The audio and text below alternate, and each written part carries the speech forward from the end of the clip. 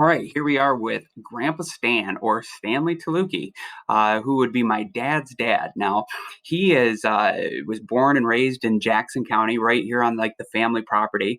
Actually, his parents, his dad was named Walenti, and his mom and dad were born in Poland, but migrated over here in the early 1900s. So think back to like when like Teddy Roosevelt was president and the lectures I did on him. That was roughly when my family, the Taluki family, left Poland, came in through Ellis Island in New York, where like the Statue of Liberty is. Apparently, our last name used to have like a ski or was a little bit longer, but as was pretty common in this time period, the name got chopped up and kind of Americanized and came out as Taluki. And then they made their way on through to Jackson, Michigan, which I guess, from what I gather of it, sounded like there was a lot of people that were from their area of Poland that had migrated and set up kind of a community here in Jackson, Michigan, which was a big Polish neighborhood, kind of in the southeast side of the city of Jackson. Now they didn't move right into town; they actually bought some land, and it's still in the family today. And my grandpa was actually born in the old farmhouse that still stands over there where the Taluki farm market was.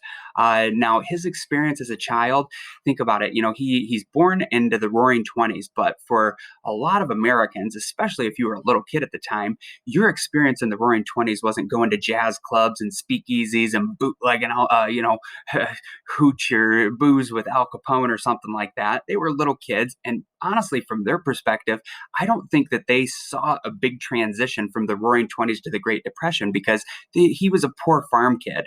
Had a big family, big Polish Catholic family. I think it was 9 brothers and sisters, so a lot of mouths to feed. And I think his experience as a child was the stories he told me, they were very materially poor. They didn't have much stuff. Even by if you were to compare it to today's standards, I think even the poorest people among us, the poorest, that might live below the poverty line and really struggle to make ends meet, still have far more material wealth than what your average person would have had back in the 1920s or 30s, kind of in the situation that my family was in. A story that's always kind of stuck with me was, how kids look forward to Christmas. Well, obviously, Christmas has been a big holiday for many, many generations. It's part of Western culture, big Catholic holiday too. And today, we think of Christmas coming and you're all pumped up as a kid to get like little gadgets and gizmos and action figures or maybe some electronic device. Well, that stuff primarily didn't really exist back at that time. There weren't plastic action figures and definitely not electronics. But even like where rich kids could afford toys, like, you know what I mean, manufactured toys, my family, the Taluki side of the family, was definitely not wealthy enough to purchase that for the kids. And my grandpa said that he would always get excited for getting fruit, stuff that he wouldn't normally get to eat. And it wasn't even like candy canes or cake or Christmas cookies or things that we would think of today. He would actually get really pumped up to have some oranges and bananas in his stocking. So think of that. If you ever don't get what you want for Christmas, could be a lot. It could be worse. If you had been born a few generations ago, you probably wouldn't be expecting any toys or gadgets or gizmos. You might be just pumped up to get a tasty little orange in your stocking. Anyway, I always thought that kind of boggled my mind as a kid, thinking of how different times were. Anyway, my grandpa gets about a elementary education where that was pretty common in the era where you'd go to school. Now, some kids it was starting to become normal to go through to high school. My grandpa did not because he was a boy in a small kind of poor farm family. So I think he went to school to a one-room schoolhouse until he was in about 6th grade or so, learning reading, writing, arithmetic, a lot of the basics. And then he was off to help support the family and work on the family farm. So again, not a terrible situation. It wasn't like he was a kid that was getting stuck down in a coal mine or anything like that. But at a pretty young age, he is kind of out of schooling and helping make ends meet for the family and doing work to support the family farm. As he grew up, he eventually was starting to look for a factory job. He ended up meeting my grandma Helen, who you can't see it perfectly in these photos. They're a little bit blurry, but man, Grandma Helen, she was a looker just like Grandpa Stan was. And they ended up finding each other, getting married, and having a daughter before World War II breaks out. Okay. So the daughter right there in the photo is my Aunt Mary, who love, and she's always been near and dear to my heart too. One of my favorite aunts, and got all kinds of great stories and experiences with her too. Anyway, as he's starting out the family, he's getting ready to build a house on the family property. Okay, so he has the basement dug out and back for somebody at his social standing at the time, and but his means, he's going to do most of the building and construction of the house himself, and he's building on the family property, which meant that he was out there like digging a basement with a shovel and a wheelbarrow. He had the family mule, I think, helping pull scoops out. His brothers were helping him with it, but they were doing this all themselves, building him a house for his family. And he was out there, I guess, mixing, concrete and stuff to pour the basement foundations. They had basically the ground level laid on it, and that was when the Pearl Harbor attack happened, and that changes everything. I've talked occasionally about those like moments in history where everybody pauses and like you remember what you were doing when you heard of it. The 9/11 attacks were kind of like that in my lifetime. Well, I would imagine Pearl Harbor was like that for my grandparents' generation, where when they heard about that attack, you knew America was getting involved in this conflict that had been going on for a few years, but that this is going to change everything. And of course it did. So the house is kind of halfway constructed, just basically the foundations and base level. And then Grandpa gets drafted into the military, and he's going to be shipped off to boot camp in Texas, where he's going to go through all the training and learn how to go over and fight the Nazis in Europe. My grandma actually was able to make a few, like I think one trip down to Texas, and then he was able to come back home before he got deployed. And they both, I remember him making comments that, man, Grandpa lost a lot of weight, and he was looking really lean after boot camp. And that was one part because of all the hard work he was doing in boot camp, and part two, I guess the Army food, not all that great. I remember a story that when my grandma went down to Texas and saw him, he was able to get leave from boot camp for a minute, or maybe this was right as boot camp was finishing up. They went out to a little diner, and he was kind of embarrassed by it, but he actually ordered two dinners because he was so hungry, and kind of starved for some delicious food. So anyway, he goes through, makes it through boot camp and everything, and think of how, man, this would be a really trying experience. You're going into combat. You're going to go fight this, experienced veteran Nazi army, and you're leaving your young bride, your wife at home, and your little daughter. And on top of that, you're leaving them in a half finished house. So I guess the story goes, once we get into the war, everything starts to get rationed. Fuel, anything that would be made out of metal. We stop making washing machines and cars, and now all our factories are getting retooled to make weapons of war, and just everything is rationed. It really changed people's lives here on the home front, because you couldn't go buy nails at the hardware store anymore. All that metal's being used to make bullets and tanks and planes. So my grandma and Aunt Mary actually had to live in the basement of this house throughout the whole time, basically the rest of the war, while Grandpa's going to be overseas. And they actually had other family members that were willing to come and do work and help build the house. The problem was they couldn't get the materials they needed because everything was rationed. So Grandma and Aunt Mary, they live in the basement of what will be my grandparents' house for the remainder of the war. Now moving on with Grandpa's story a little bit. So gets his training in boot camp in Texas, and then he is getting shipped off and stationed in southern England, and he's going to be over there for a little while until the D-Day attack happens, which we had covered pretty extensively in class. Now, Grandpa Stan was not involved in the actual like storming of the beaches. He wasn't at Utah Beach or Omaha Beach, but he did go in, and if you remember, I kind of talked about how General Patton, old blood and guts, he was kind of a controversial figure. The Germans regarded him as our best general. He was very aggressive. My grandpa always said, because he's going to be stationed or be in General Patton's division, and he talked about how all the soldiers called him old blood and guts. And the joke was that because he was so aggressive, his units often had higher casualty rates. So it was like the soldiers, it was our blood, but his guts. And you know what I mean? That was kind of where that nickname comes from. But I know Grandpa also very much, and it sounded like most of the men he served with really, even though they didn't know General Patton personally, they respected him and thought he was a good commander. Well, Patton had gotten himself into some trouble and was actually not part of the D-Day invasion, which really, really bugged him. But shortly after the D-Day invasion, he is given a command back. He's in charge of the 3rd Army Group, which is what my my grandpa, that's the division that or the army group that he's going to serve in. So he gets deployed a few weeks after the D-Day invasion.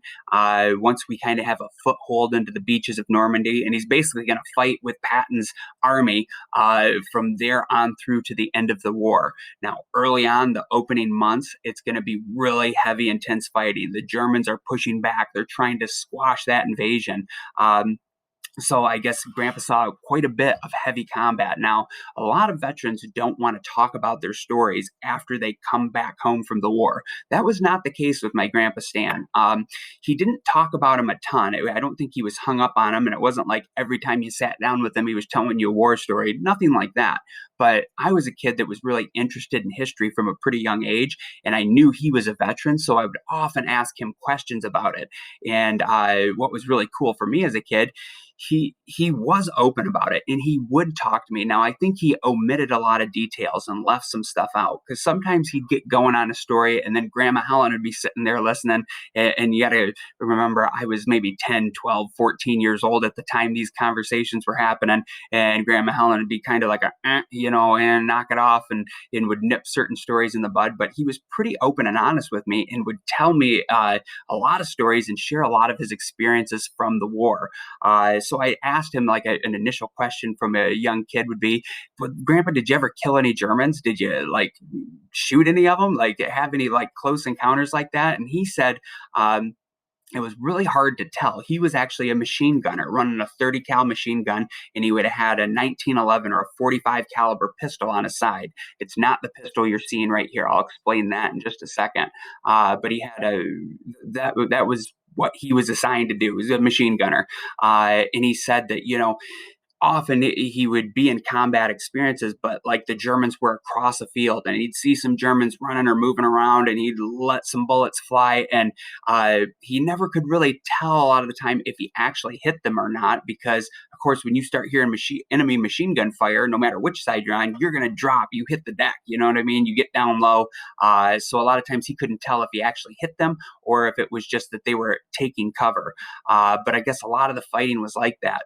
Another combat story. Now, maybe he had other experiences where he for sure did it, but that was something he didn't want to tell me as a young kid at the time. Who knows on that? Anyway, some other close calls my grandpa had. One time he was in a foxhole and he could see Germans kind of across the field, and we were squared off. I'm not sure exactly what part of France they were fighting in at the time, but the Germans across the field actually had a mortar. We talked about those back in World War I, but they're used again, of course, in World War II. Those are kind of like short range artillery where it'll fire a round up out of a tube, boom, and it'll lob a shell over it with a high explosive on it, kind of almost like a grenade. And you're trying to lob shells in and take out some enemy position. Well, he saw a German mortar kind of fixing in on him, and boom, there was a big explosion, maybe 50 yards off. And then the next one, they retool it and they readjust, and they could still see him there with his machine gun occasionally firing off rounds. And the next one got maybe 20, 30 feet closer, and then another 20, 30 feet closer. And he realized, oh crap, there is a German mortar over there trying to zero in on me and get me. So he made up his mind. Each shell was getting closer and closer. And he finally decided, man, after the next shell, I'm going to pull my machine gun down and just hide in my foxhole. And then hopefully they'll think they got me and they'll leave me alone, which I guess that was the case. That time, because there's not much fighting back again if you're a machine gunner against a mortar that you can't even really see where the shells are coming from. So after that next shell dropped, he pulled everything into the foxhole and just laid low for a few minutes, and they stopped firing at him because hopefully they assumed that they got him, but kind of a close call there. Now, I guess Grandpa Stan was around high explosives a lot. One thing that I always knew just from the time I knew him, of course, on, that he was hard of hearing. A lot of times you'd be sitting there talking with him on the couch or in the living room, and you'd say something to him, and you'd get a, huh? What was that? And come again? And I think it was actually his left ear, if I remember right, that he was really, really hard of hearing in. And he had told me that was because a few few times he had a grenade go off or a mortar really close next to him, and it damaged his hearing. Now, on top of that, I'm somebody that shoots guns quite a bit. That's one of my big hobbies.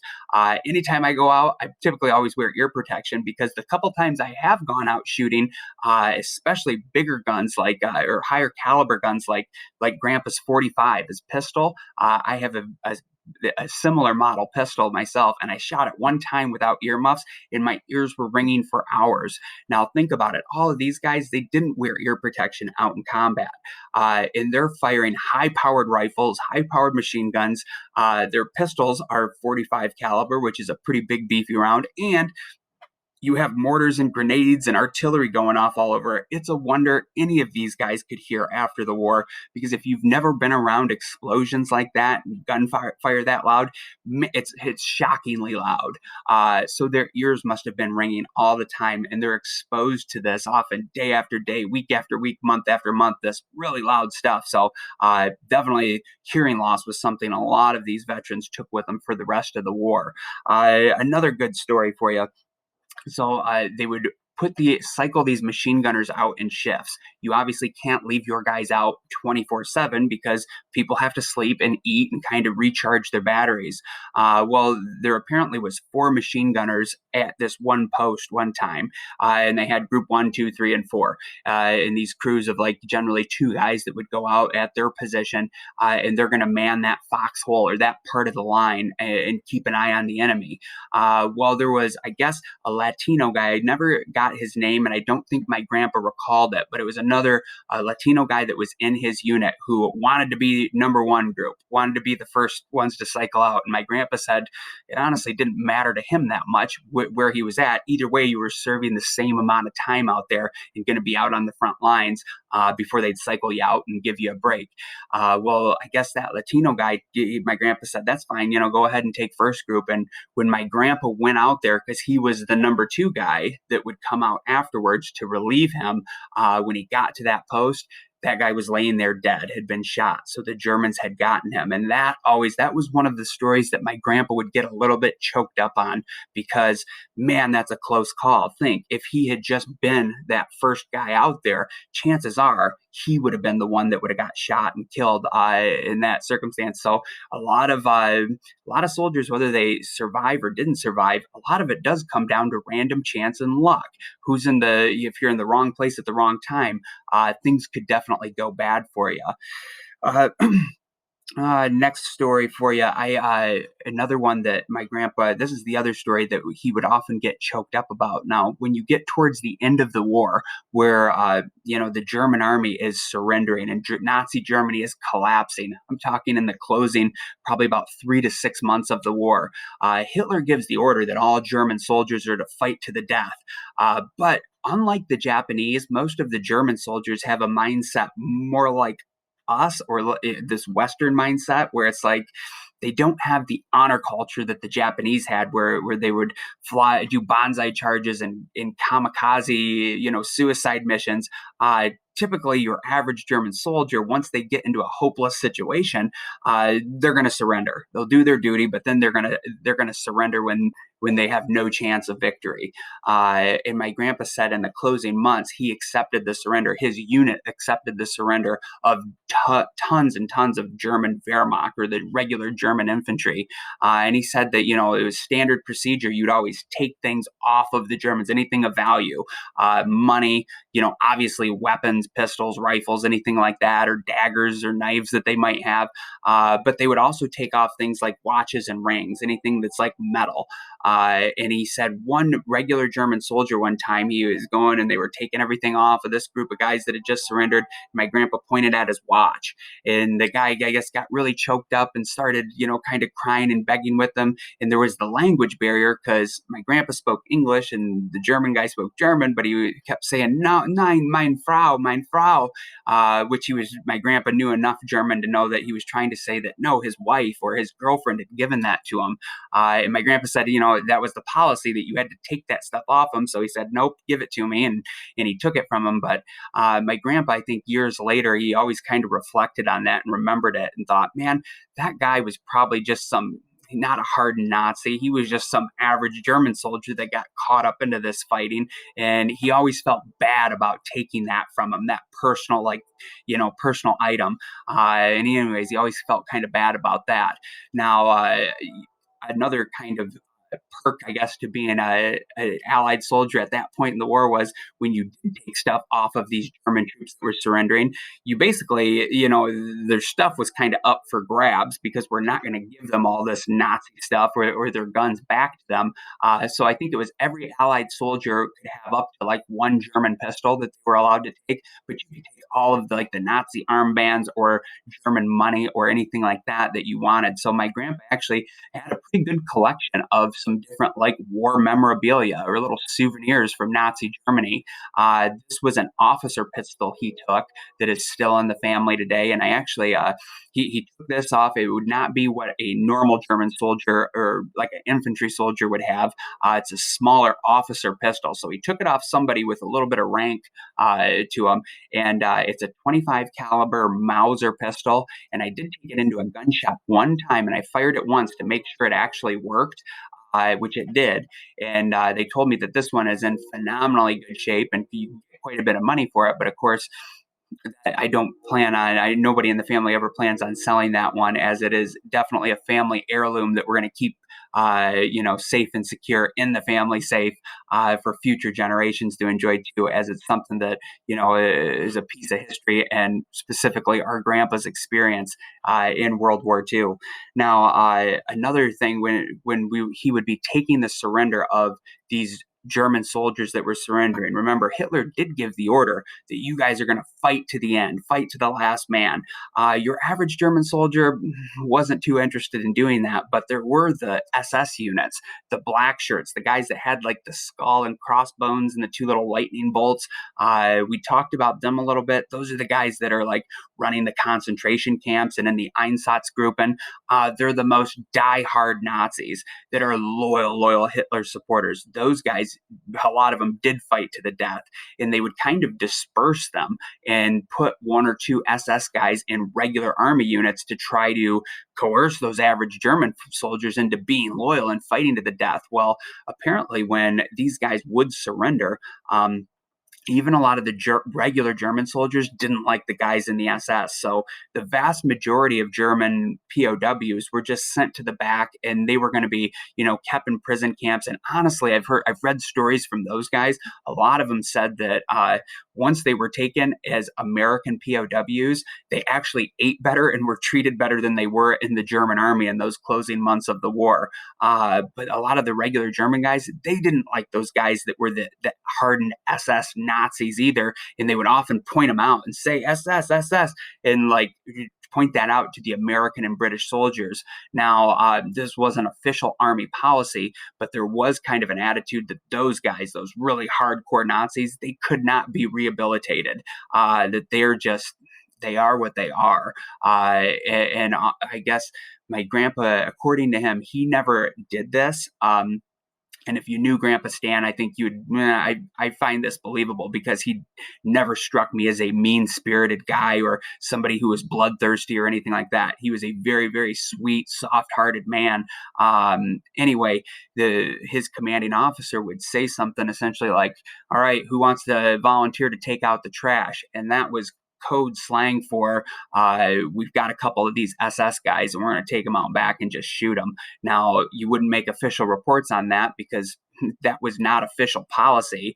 But I think that it's important to like talk about realism when we're covering history too. And it sounded like my grandpa said he never volunteered to do that, but he said there was never any shortage of guys that were willing to do it. So one of those kind of darker sides of war.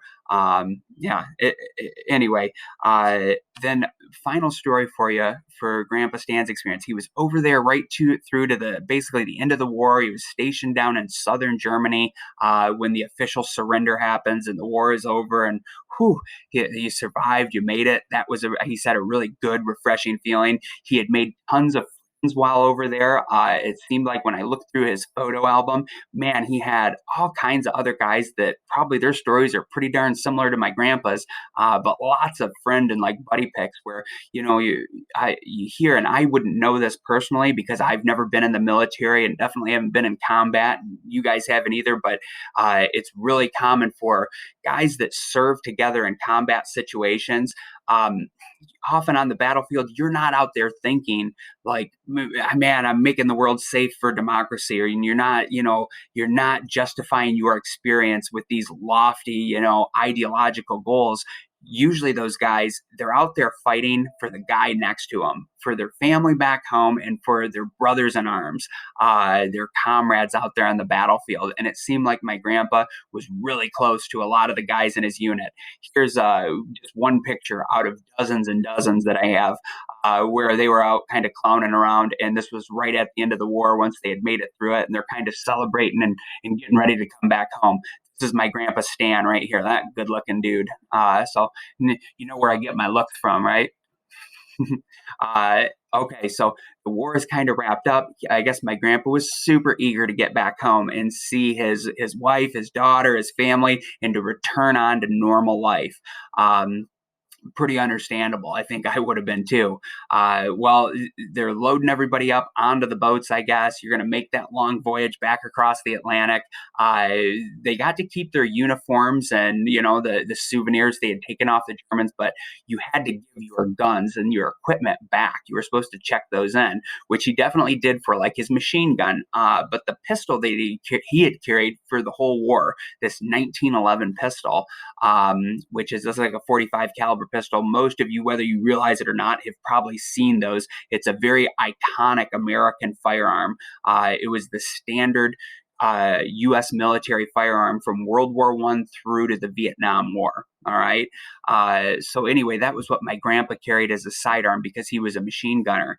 They had been told to turn those in, but he still had it on him. Was carrying it on his hip. He had got on the boat and he was kind of planning on, man, I don't think Uncle Sam would miss just one pistol.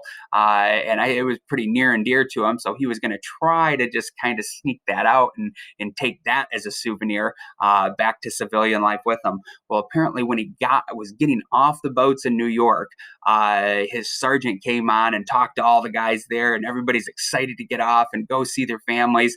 And he said, you guys better not have anything on you that you shouldn't, and we're going to strip search y'all as you're getting off the boat. And that kind of freaked my grandpa out because, of course, the last thing he wants to get home to his family. He certainly doesn't want to get detained by the military or court-martialed or anything like that for trying to sneak some pistol out of there.